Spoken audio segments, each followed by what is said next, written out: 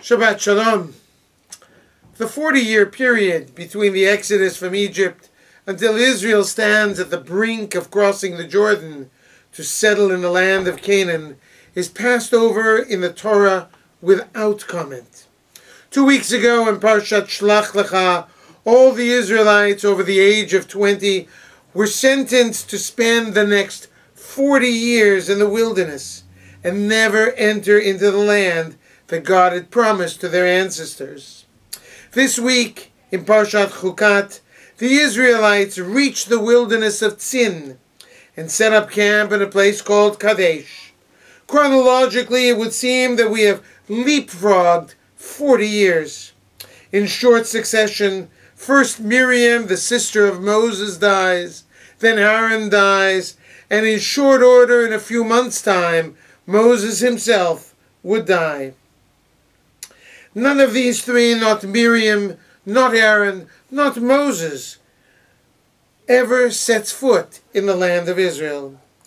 The incident that seems to precipitate the death of Aaron and Moses appears to be connected with yet another drought in the wilderness. The Israelites are thirsty, and they gathered against Moses and Aaron, demanding water to slake their thirst. Moses and Aaron retreat to the tent of meeting, the Ohel Moed, the shrine in the middle of the Mishkan, the portable sanctuary in the wilderness, where God's glory appears to them. God tells Moses, "Take your staff, gather the people, and speak to a rock." That rock would then produce sufficient water to meet the needs of both the Israelites and of their herds and of their flocks. We now know exactly what happens. Moses indeed takes his staff, gathers the people, and then proceeds to mock the people by asking them, "Hamin hasela hazeh notzi lachem mayim?" Do you think I can bring water out of this rock? Then Moses strikes the rock, not once, but twice, and the waters come freely flowing. God now chastens both Moses and Aaron. "Because you had no faith in me, Yan asher lo ha'amantem bi, neither of you are destined to lead the people across the Jordan and into the land of Canaan." Virtually all of the classical commentators recognize the apparent vindictive lashing that God meted out to Moses and Aaron. Don Isaac Abravanel, the 15th century biblical commentator and statesman from Portugal, considers God's punishment excessively harsh for what appears to be at worst a minor lapse in judgment by Moses when he struck the rock, especially if you compare this episode with Moses smashing the tablets that God had personally inscribed when Moses descended from Mount Sinai and saw the Israelites worshipping the golden calf.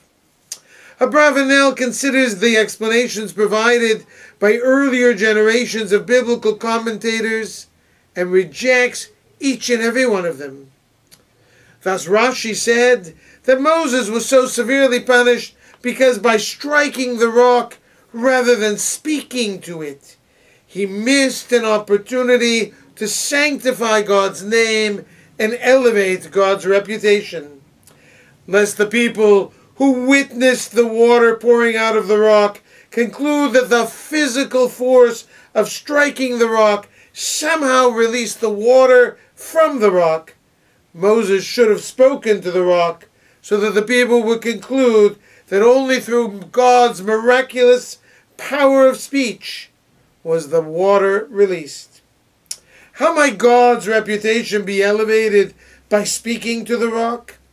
Optimally, the people might conclude that if a rock, which neither hears nor speaks, but as it were, still listens and obeys when God speaks, how much more so should Israel listen to and obey God? Abravanel cites nearly a dozen explanations of earlier rabbis and scholars and refutes each explanation one after another. Nothing in what Moses and Aaron did in connection with the striking of the rock to extract water could in and of itself justify God's severe punishment. Instead, Beth-El contends that Aaron was punished for his role in the incident of the golden calf, and Moses was punished for his role in the incident of the spies. Even though Aaron never worshipped the golden calf, and even though he collected all the gold as a delaying tactic, waiting for Moses to return from Mount Sinai, nonetheless his actions contributed to the people's apostasy and to the death of the sinners before they reached the land of Israel. Moses' sin in sending the spies to Israel also had consequences. By instructing the spies to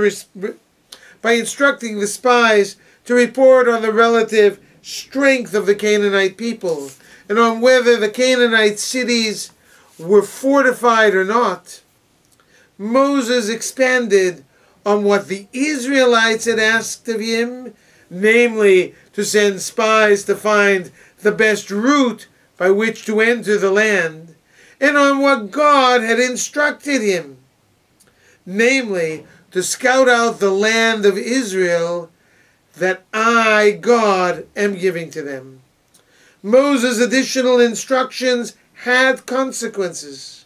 The spies left for Israel on a different mission from the one that the people requested, and without the encouraging word that reminded them that no matter what they saw, God was giving them the land. Not only did Israel rebel after the report of the spies, but again, almost 40 years later, after a generation had died in the wilderness, the Israelites repeated the same trope. Why did Moses bring them to the wilderness? To die. Were there not enough graves in the land of Egypt? Why did Moses bring them to a place without grain and figs, without vines or pomegranates, indeed a place where there was not even enough water to drink? The fate of Moses and Aaron had been sealed a generation earlier. Beth-El argues that God's patience alone prevented them from being punished on the spot when they sinned. While none of us can accurately predict the future, especially the long-term future, we must always be aware that what we are doing today, what we say today, our action or our inaction can and often does have unintended consequences. Even Moses and Aaron did not fully think through the consequences of what they said and what they did. We are cautioned by our sages in Pirkei Avot, Chachamim, hizaharu b'divrechem, scholars, sages, wise men and women, be careful in what you say, and by extension, in what you do. Amen.